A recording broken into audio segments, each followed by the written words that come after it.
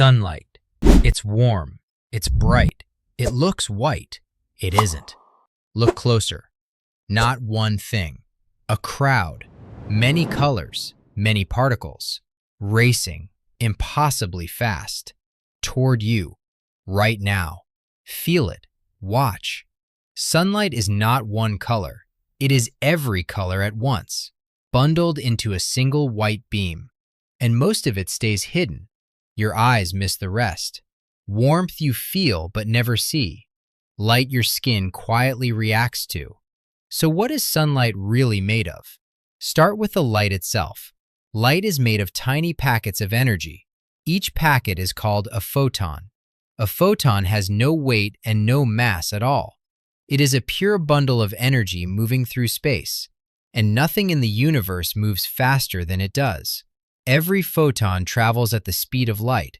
That speed is about 186,000 miles every second. From the surface of the sun to your eye is 93 million miles.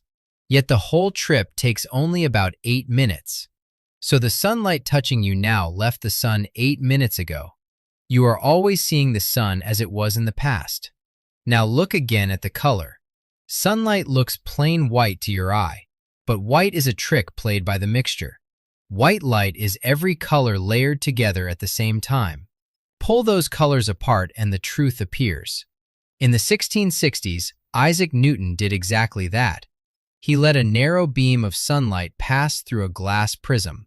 The single white beam spread out into a band of colors: red, orange, yellow, green, blue, and violet.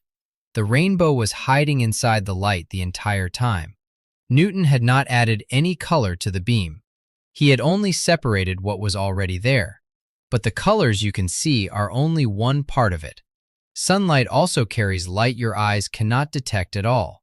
In the year 1800, William Herschel found the first hidden piece. He split sunlight with a prism and laid thermometers along the colors.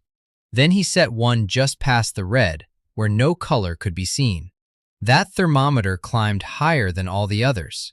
Something invisible beyond the red was carrying heat. He had discovered infrared light. It is the warmth you feel on your face in the sun. 1 year later, Herschel Ritter looked past the opposite end. He found another invisible light beyond the violet. That was ultraviolet light. It is the light that tans and burns your skin. Neither one ever reaches your eyes. Yet both of them pour down on you every single day. Visible color, infrared, and ultraviolet are all the same kind of thing. They are all electromagnetic waves of light. The only real difference between them is wavelength. Wavelength is simply the length of each ripple of the wave.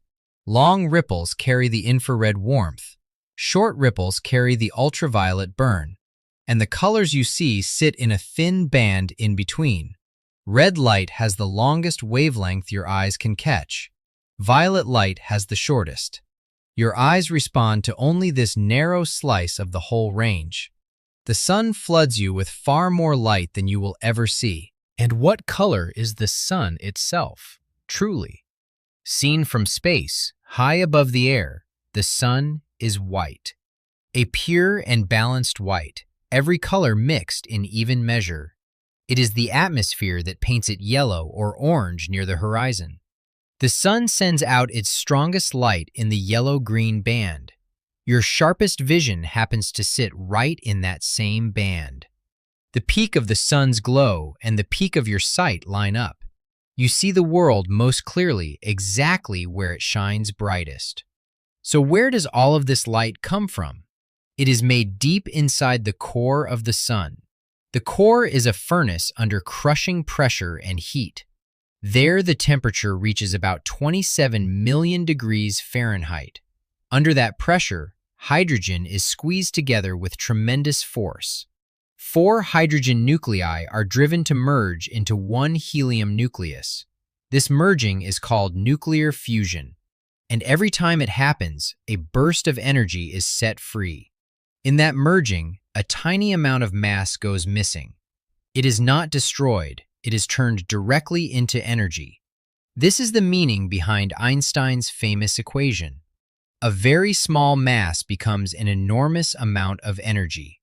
That energy leaves the reaction as photons of light. The sun burns through 600 million tons of hydrogen every second. That reaction is the engine behind every ray that reaches you. But here is the strangest part of the whole story. That photon does not simply fly out of the sun. It is trapped inside the sun for an astonishing length of time. The sun is so dense that light cannot travel straight out. A photon moves a tiny distance and slams into a particle. It is swallowed, then thrown back out in a random direction. Then it happens again, and again, billions upon billions of times over. The photon staggers through the sun in a blind, zigzag walk. Scientists estimate this journey can take tens of thousands of years. Some estimates stretch it far longer than that. So the light warming your skin was made in the core long ago. It spent an age fighting its slow way to the surface. Then it crossed the vast emptiness of space in about 8 minutes. The fastest part of its whole journey was the very last stretch. And sunlight hides a secret message inside its colors. In the early 1800s, Joseph von Fraunhofer studied the sun's spectrum.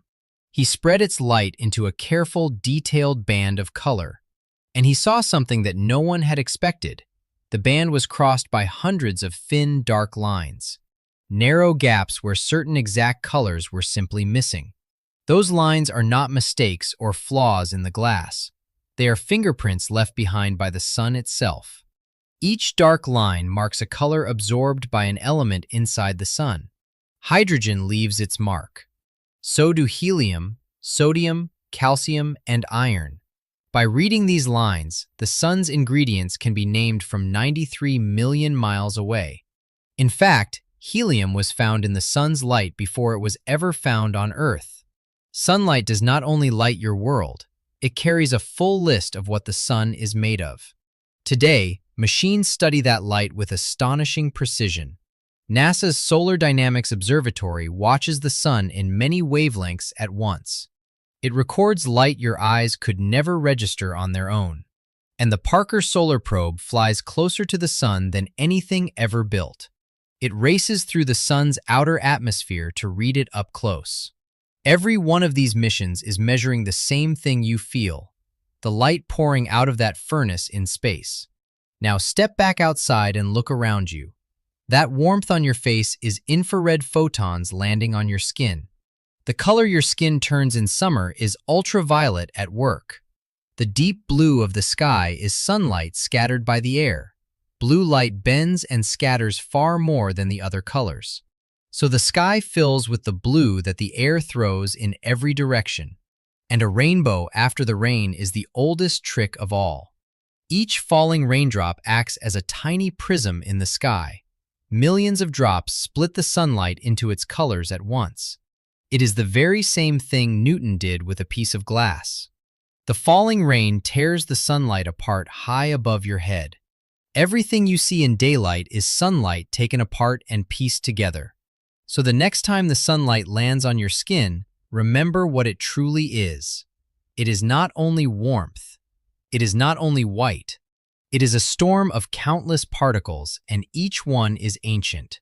Every ray is a crowd of colors, and most of them stay unseen. It crossed an ocean of empty space just to reach you. Sunlight was never one simple thing. It only ever looked that way.